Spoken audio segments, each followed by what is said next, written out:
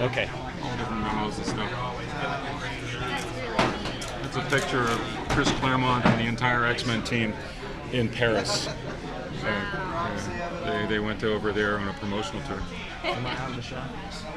Your mic is. Okay. Like here? Okay. All right. So you started with DC when you were 15 years old? 13. 13. That's crazy. So just tell us like how that happened. You won't hear my questions, so you Right. just answer in full, like when you started. Well, when I started, I was 13 years old and needed a job, and they won't give you a job in a factory when you're 13. So I thought, what can I do? And I've been reading comics, and I thought, I bet you I could do that. Somebody must get paid for this, you know? And so I wrote and drew, to the best of my ability, a story. I designed the cover and, designed some characters and stuff. And I sent it in to the editor at DC Comics, Mort Weisinger, and he liked it. And he sent me a nice little note saying, maybe you could, do stuff for us someday. Then I sent him. He said, send us another one. And I sent him 2 more. That would be these right here. And then I get a phone call from him, and he says, we're going to buy these 3 and publish them, and I want to start using you as a regular writer. And your first assignment is Supergirl, 12 pages, next Friday, and there it is. So anyway, I started working for him, and he didn't know, I don't know if it told him or not, but for some reason he was not aware of how old I was. Because I was over the phone, I was 400 miles away. And so finally he asked me to, I want you to fly up to New York and spend a week in a hotel. We're going to come to the office every day. We're going to teach you some stuff, we'll pay for everything. And I said, I hesitated, and he said, how old are you? And I said, I just turned 14, He said, put your mother on the phone, So she was on board with this, so that was all right. I had to bring her along on my first business trip. It's always embarrassing, man, to bring your mother along on your first business trip. But anyways, after that I went by myself, and it was good. And I became a regular writer. I worked my way through high school. It kept me busy every minute. So that's kind of a magic story that I can't even imagine happening. I wouldn't imagine anything like that could happen today. So if somebody wanted to write today, how would you recommend to somebody that they break in? Yeah, these days, you can't send samples to the companies. They won't even look at them because they're all worried about being sued or something.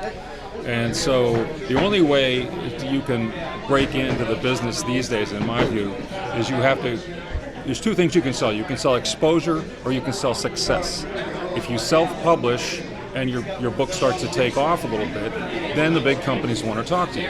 Okay, or it's like that, 50 Shades of Grey lady. I mean, she published it online. She gave it away for free, and then when she started getting 1 million page views, all the publishers were interested. So, I mean, either of those techniques can work, but very, very rare that you're going to be able to get somebody to look at your samples. I mean, it's possible that you could meet somebody at a convention and show them pages as long as it wasn't their characters. So pretty much creatively across the board, whether it's filmmaking or art or writing, if you just get out and do it yourself, you're sometimes the cream will rise, and people will notice you. Yeah, these days I think that it's the one benefit these days is now that there's the internet, and so you can publish your work inexpensively on the internet. If you had to pay for the printing and everything like that, it'd be ridiculous. But so that helps a little bit. So you can create exposure, create some success. So I know the creative gene never leaves. What are you up to these days, and how do you like to fill your time? Well, I'm not working too hard anymore these days. I do some consulting, editing. Working with some young guys on a project called Slow City Blues, and it's the character's nickname is Slow. It's his city, and they're cops, blues. So that's fun. I'll do some little independent publisher things once in a while. They'll call me up and ask me if I'll write a story, and I usually do it for free because I don't have any money. And other than that, I've been working on some development things. I've got a meeting in LA a couple weeks to see this producer director fellow, and he's interested in some of the stuff I just created on my own, and the only reason I can get in to see him is because he knows I've been around for 54 years. So. Thank you very much, Jim. Appreciate it. I hope that was all right. That was great. That was really good.